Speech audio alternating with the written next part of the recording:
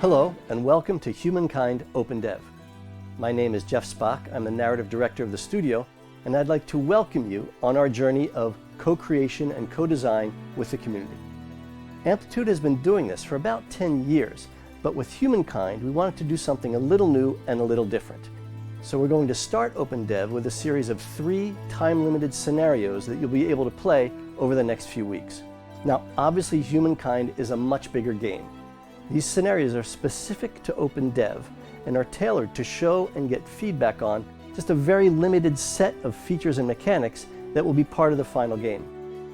After you've played the scenario, we'll ask you for responses to a series of questions that the game designers put together so you can help us make Humankind the very best historical strategy game.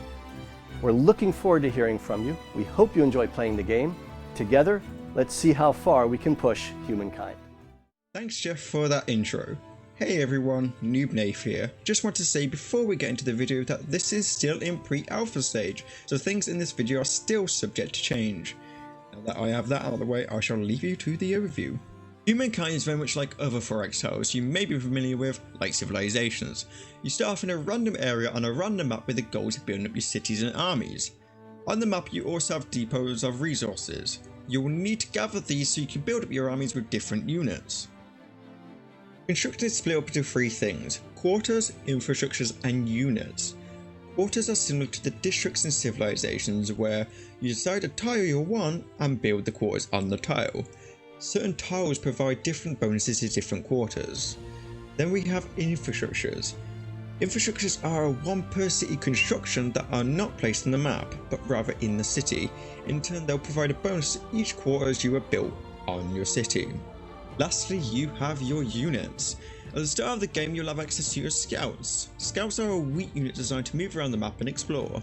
They have the pathfinding ability, which means they can ignore the forest movement penalties that normal units would suffer from. Some nations have unique units for the selected area. Scouts are great for the early game exploration. Through exploration you'll find searchable areas called discoveries. After moving a unit onto the discovery, you'll gain a reward for searching it. This can range from research bonuses and coin.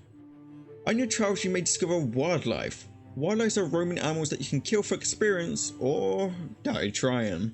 There are multiple different types of animals like deer and mammoths. Wildlife can spawn from one of the many sanctuaries that are spread across the map. Once found a sanctuary, you can take it out by moving a unit to it and ransacking it. Ransacking stops the wildlife from spawning from that location and also gives you a reward of coin. One of the most important things in the game is your cities. Cities are crucial to your growth and power. Without them you will not overcome your enemies and will be lost in history. Building a city is not like what you might be used to. There is no settlers in this game.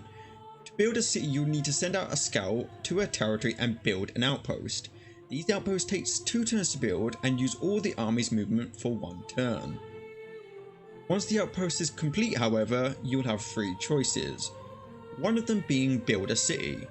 Building a city is no easy task, so as you can expect, it's quite an expensive thing to do. You'll have to save your pocket money if you want a new shiny city. Battles are fought out in a turn-based setting where each turn your units will move or attack the enemy. At the start of each battle you will enter the deployment phase where you can place your units wherever you want as long as it's in your deployment zone. There are different types of battles. One being in a hunt I had to capture the enemy flag or kill all the enemies.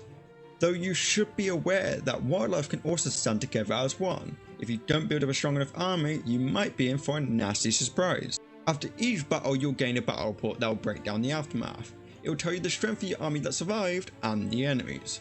It will also give you both sides losses, how much health lost and strength lost in percentages. On the right it will also show you how much health each of your units have left and show the dead units. Above your regiments it will tell you how much spoils of war you gained for winning the battle. This is usually coin.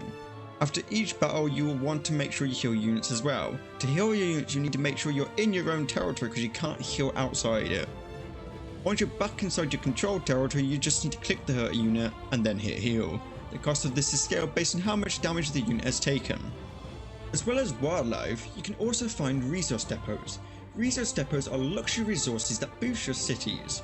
In my time with the game I discovered marble, pearls, mercury, salt, horses and copper. Horses and copper are also used to make horsemen and better infantry. Lastly, while randomly moving through the map, I found volunteers. These volunteers in turn have turned into a warrior unit, though I'm not sure currently if they can turn into anything else. Let's get talking about the research. Research in Humankind works similar to civilizations. You start in the ancient era and continue on to new eras. Currently in the scenario there are only two, one being ancient and one being classical. First thing I noticed when entering the research screen is the beautiful artwork and the sleek blue background, something that I personally prefer over civilizations. The first research you'll do is one of four options: calendar for science and culture, domestication for horses and barns, carpentry for lumberyards and archers, and finally city events for palisades and warriors. This will lead to new research and technology so you can bring all new ways of life to your people, or new ways of destruction to your enemy. One thing I almost forgot to mention in the game was events. A few turns into playing, I got an event asking me to make a choice. Most of the musicians into working for the city elsewhere, or build an institutional music for a cost of 60 coin. Another nice little feature I am glad was added in. Overall, I'm looking forward to more open dev scenarios, and I can't wait to play Humankind next year. If you have yet to get access to the open dev, I'll put the link below to my Discord and Twitch channels, but please be aware that if you do sign up, this will require you to give constructive feedback, so this will allow for them to make a better game overall.